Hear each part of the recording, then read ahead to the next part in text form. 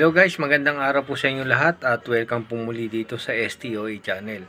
So ngayong araw na ito ay isa pong Hisense na TV ang ating gagawin. Ito po yung ating gagawin.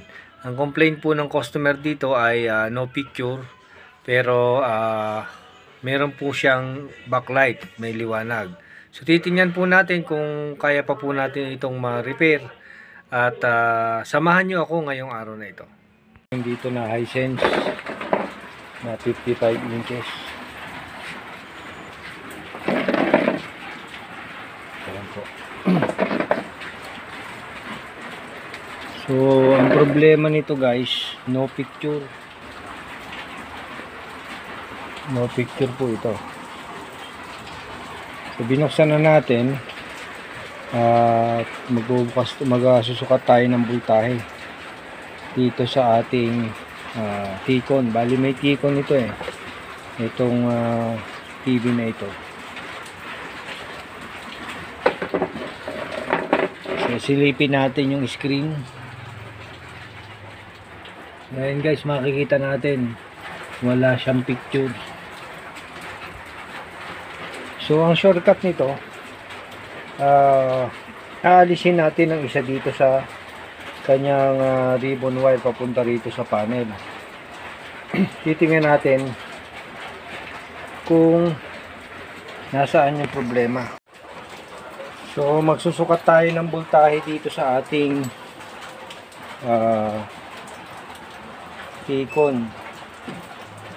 Magbo-voltage measurement muna tayo.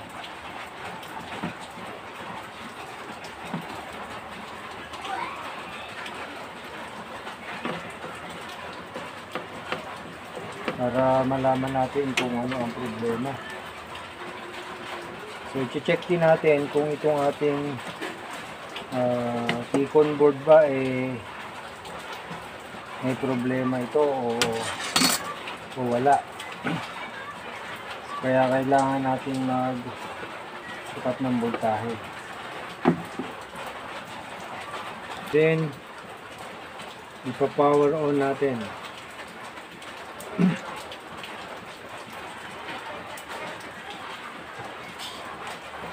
Tapos magsusukat tayo ng voltahe. I-check natin yung 12 volts.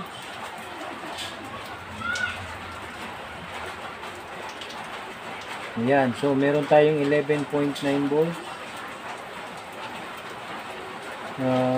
VGH natin. So 11 volts lang ang VGH. Yung VGL natin -7.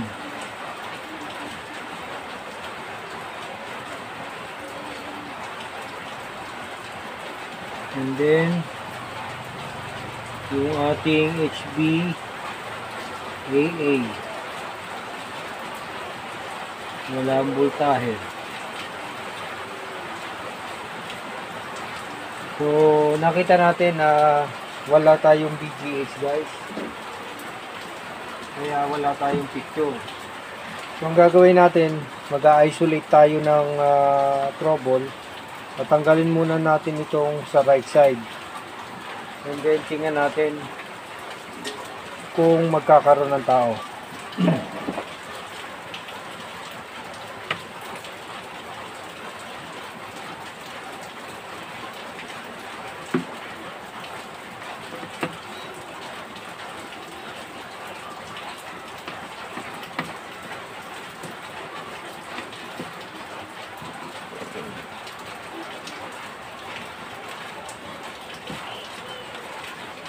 So ayan, natanggal na natin itong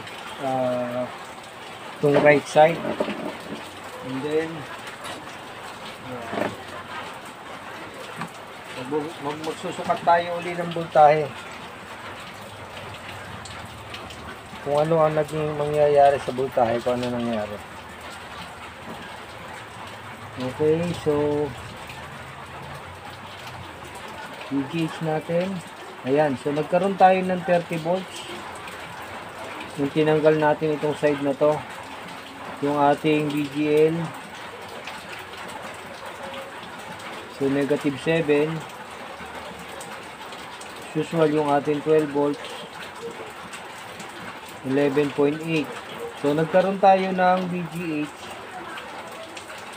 na 30 volts nung tinanggal natin to. So, ibig sabihin, nandito sa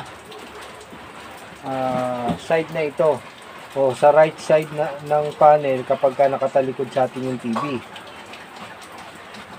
Then, kapag ka naman nakaharap, left side nung ating panel. Okay, so titingnan natin ang screen kung ano na po ang nangyari sa ating screen. Hi.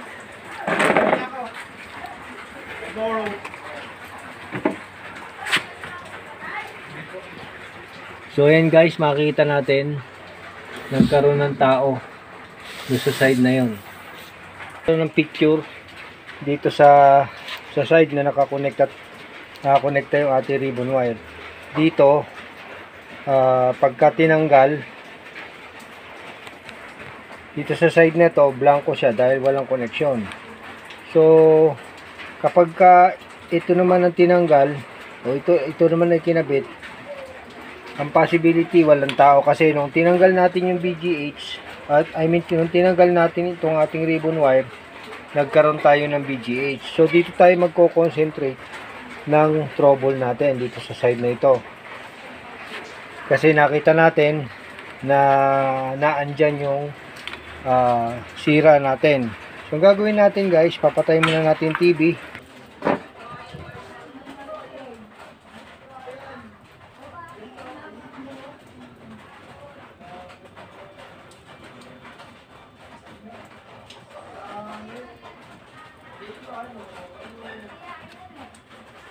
So ayan, at lalagyan natin ng tape, and then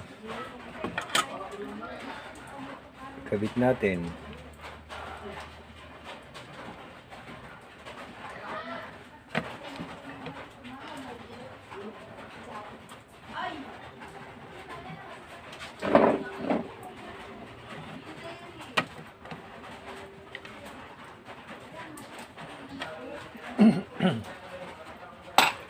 Tapos power on natin at magsusukat tayo ng voltage.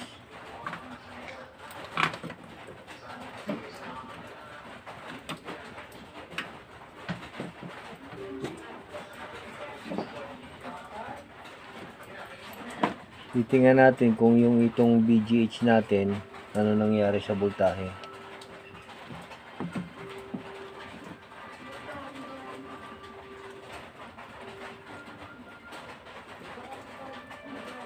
So ayan, may 30 volts na tayo dito guys. And then yung ating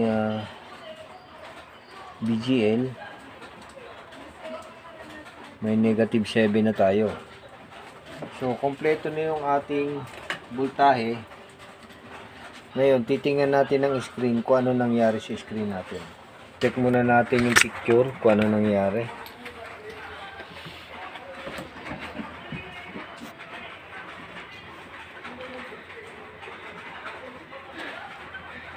So ayan, at may picture na tayo.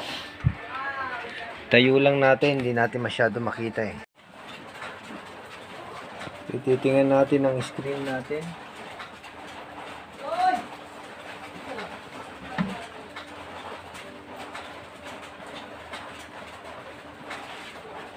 So ayan guys, at napalabas natin yung tao. Ayan, at okay na itong ating TV. Okay. Okay na po yan.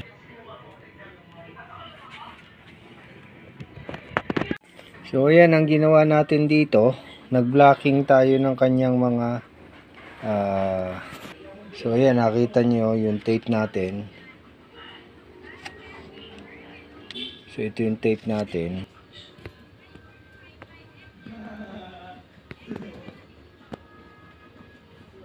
Ayan yung tape natin. So after ng blocking natin dun sa lumabas na po yung picture. Ayan. So ganyan lang po ang paggagawa ng mga TV na ganito. Although na kung minsan ay hindi na po bumabalik sa quality ng picture dati. Pero at least mapapagana natin to at magagamit na ni customer ang kanyang TV. So ayan guys, at okay na po ito. Ibabalik na natin, i-assemble na natin TV natin, and then tetestingin na lang po natin. So ayan yung ating TV na ginawa. Ayan, kung makikita natin at okay na po yung ating TV na ginawa. At least napagana po natin yung TV na ginagawa po natin. So ayan guys, at okay na yung TV nating ginagawa ngayong araw na ito. At nakikita natin na nagpi-play na po siya. Okay, so ayan. So sana guys ay nakapag-share po ako sa inyo. At kung bago po kayo dito sa ating channel ay paki-hit subscribe po ang ating channel. And then paki-like and share na rin po para po mas marami pa po tayong matulungan ng mga kapwa natin technician. Maraming salamat po.